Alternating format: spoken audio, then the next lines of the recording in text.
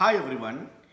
இன்றைய காலகட்டத்தை பொறுத்தவரைக்கும் அதிகமான இந்த கிழக்காசிய மக்கள் குறிப்பாக சொல்ல போனா இந்த இலங்கை, இந்தியா, பாகிஸ்தான் போன்ற நாடுகள் இருக்கிறவங்களா இருக்கட்டும், அதேபோல மத்திய கிழக்கு நாடுகள் இருக்கிற ஆட்களாக இருக்கட்டும், அல்லது பாத்தீங்கன்னு சொன்னா இந்த உலகத்தில் அபிவிருத்தி அடையாத குறைந்த வருமானம் பெறுகின்ற நாடுகள் பட்டியலில் இருக்கக்கூடிய நாடுகளைச் சேர்ந்த அந்த மக்களாக இருக்கட்டும், உலகத்திலேயே இப்போது அபிவிருத்தி அடைந்த நாடுகளாக கருதப்படக்கூடிய அல்லது ஐரோப்பிய நாடுகளுக்கு சிலதுக்கு என்ன செய்றாங்கன்னா பல்வேறு நோக்கங்களுக்காக வந்துட்டு இடம்பெயர்ந்து சொல்லக்கூடிய விஷயங்களை நாங்கள் பார்க்கக்கூடியதாக இருக்குது.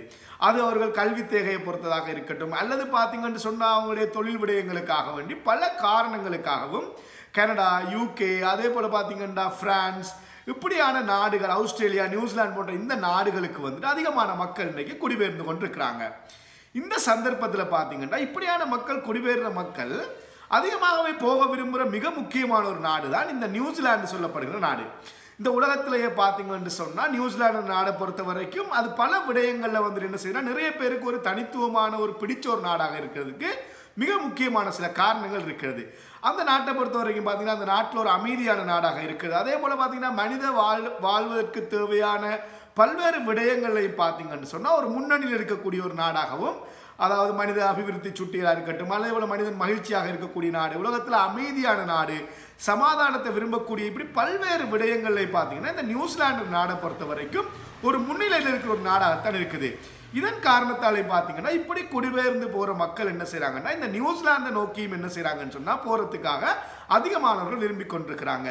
இந்த சந்தர்ப்பத்தில் தான் பார்த்தீங்கன்னு சொன்னால் இன்றைய காலத்தில் இப்போது பார்த்தீங்கன்னு சொன்னால் நியூசிலாந்துலேருந்து அதிகமான வெளிநாட்டு மக்கள், நியூசிலாந்தில் ஏற்கனவே போய் சேர்ந்திருக்கின்ற அதிகமான வெளிநாட்டு பிரஜைகள் என்ன செய்கிறாங்கன்னா நியூசிலாந்தை விட்டு வெளியேற ஒரு சந்தர்ப்பத்துக்கு என்ன செய்யுதுன்னு சொன்னால் வந்திருக்குது.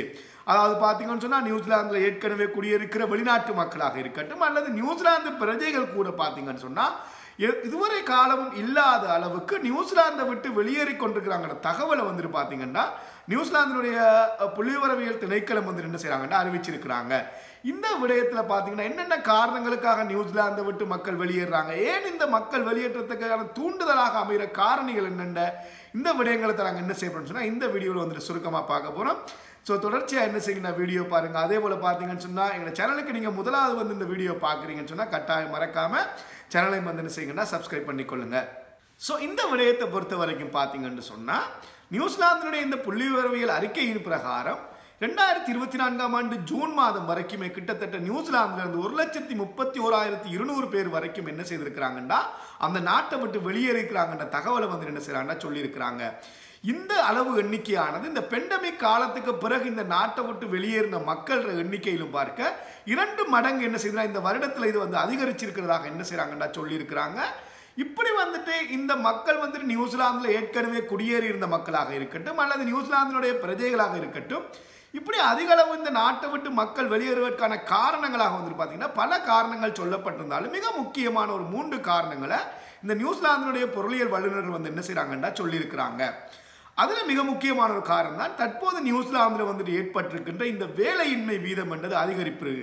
ஸோ இந்த அன்எம்ப்ளாய்மெண்ட் ரேட் வந்து அதிகரிச்சிருக்குது. அங்கே இருக்கிற மக்களுக்கு வந்து தொழில் இல்லாத நிலைமை ஒன்று ஏற்பட்டிருக்கிற ஒரு காரணம் என்றது இந்த மக்கள் வந்துட்டு வெளியேறுவதற்கு மிக பிரதான காரணமாக இருக்கிறதாக வந்துட்டு சொல்லப்படுது.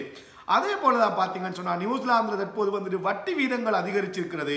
அதே போல நியூசிலாந்தினுடைய பொருளாதாரம் வந்துட்டு பார்த்தீங்கன்னா ரொம்ப மந்தமான அளவு தான் என்ன செய்யுதுன்னா வளர்ச்சி அடையுது.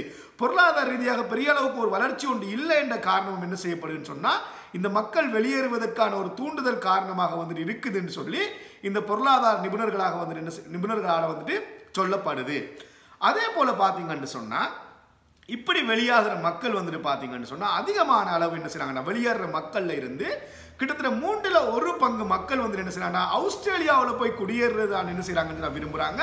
இந்த மக்கள்ல 1/3 பங்கு வந்து ஆஸ்திரேலியாவுக்கு தான் போறாங்கன்ற விடயம் என்ன செய்ய சொல்லப்படுது. மேலும் இந்த விடயத்துல பார்த்தீங்கன்னு சொன்னா இந்த COVID-19 பெண்டமிக் காலத்தில் வந்துட்டு இந்த நியூசிலாந்து அரசாங்கம் மேற்கொண்ட நடவடிக்கைகள் காரணமாக நியூசிலாந்திலிருந்து வெளியே போன நியூசிலாந்து மக்கள் வந்துட்டு இதுவரை காலமும் இல்லாத அளவுக்கு என்ன செய்யறாங்கன்னா திரும்பவும் என்ன செய்யறாங்கன்னா தங்களுடைய சொந்த நாட்டுக்கு திரும்பி இருந்தாங்க.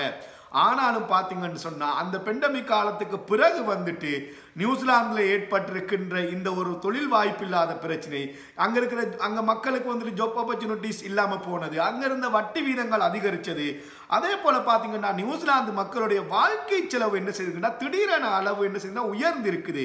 இந்த காஸ்ட் ஆஃப் லிவிங் கூடின காரணத்தாலையும் வந்துட்டு பாத்தீங்கன்னு சொன்னா கிட்டத்தட்ட 5.3 மில்லியன் மக்கள் அந்த நாட்டை விட்டு என்ன செய்திருக்கிறாங்கன்னு சொன்னா அந்த பெண்டமிக் காலத்துக்கு பிறகு வெளியாயிருக்கிறாங்கன்ற விஷயமும் என்ன செய்யுதுன்னா சொல்லப்பட்டிருக்குது.